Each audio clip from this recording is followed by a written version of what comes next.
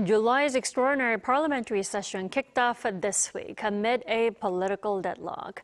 The main opposition party has been boycotting proceedings in protest over the ruling party's unilateral formation of parliamentary committees. For more details, we have our political correspondent Ahn Sung-jin with us. Welcome, Sung-jin. Thanks for having me, Dami. Sung-jin, let's start with the political deadlock. What's the situation like at the moment? Right, so just as you mentioned, this month's extraordinary session has opened amid a political deadlock. The ruling Democratic Party has called for a plenary session to pass bills aimed at expanding renewable energy and strengthening support for vulnerable young people, mostly related to people's livelihoods. They further accused the main opposition People Power Party of holding the public's livelihoods hostage by refusing to participate in the proceedings. There should be no standstill when people's livelihoods are at stake. No matter how much the People Power Party obstructs proceedings, it cannot stop the clock on people's livelihoods. However, the PPP raises its criticism over the DP's formation of parliamentary committees.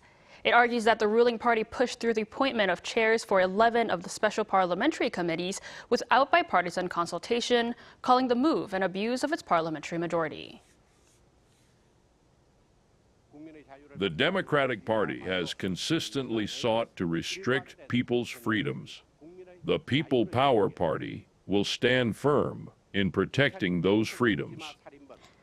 Now, despite the boycott, the DP says it will move ahead with activities in committees led by its lawmakers. The National Assembly's Finance Committee held its first meeting of the new parliamentary term on Tuesday without PPP members in attendance. The committee chair called on PPP lawmakers to return before the committee's next meeting tomorrow, saying economic and livelihood issues should transcend partisan politics. With both sides standing firm, July's parliamentary session is set to begin as a divided legislature, raising concerns over delays to key policy and economic legislation.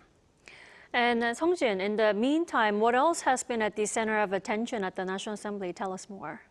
Right, so the special committee investigating into the ballot shortage during the June 3rd local elections conducted on-site inspections of the National Election Commission and the Seoul Metropolitan Election Commission on Tuesday.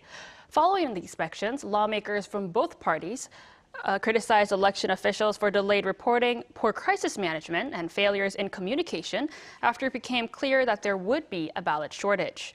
They questioned why election headquarters took time to recognize the seriousness of the situation and further highlighted breakdowns in reporting and oversight between local and national election authorities. The committee also held an expert forum this morning, which is on Wednesday, to examine the causes and discuss possible structural reforms to the country's election management system. Now, the National Assembly is also looking to introduce a special counsel bill to investigate the matters further, but rival parties remain at odds over how to appoint a special prosecutor. Now, the DP calls for an independent third party, such as the Korean Bar Association, to recommend the special prosecutor, arguing that the method would ensure political neutrality. However, the PPP insists the recommendation should come from the opposition party, saying the investigation must remain free from government and ruling party influence. Well, lastly, Sung-jin, as the National Convention for the DP approaches, candidates have officially been announcing their candidacy, right? Right, so the National Convention for the DP is set to take place on August 17th, which is about a month away, and the leadership race is looking to be at least a four-way race. Now, former Prime Minister Kim Min-seok officially declared his candidacy earlier this week, and lawmakers Song Young-il and Ko Min-jung have also put their names forward today. Now, former DP Chairman Chung Chung-rae, who has stepped down from his post, is also likely to bid for another term as party leader. Well, the National Assembly indeed has so much going on, which we have to keep an eye on. Sung-jin, thanks for coming in tonight. My pleasure as always.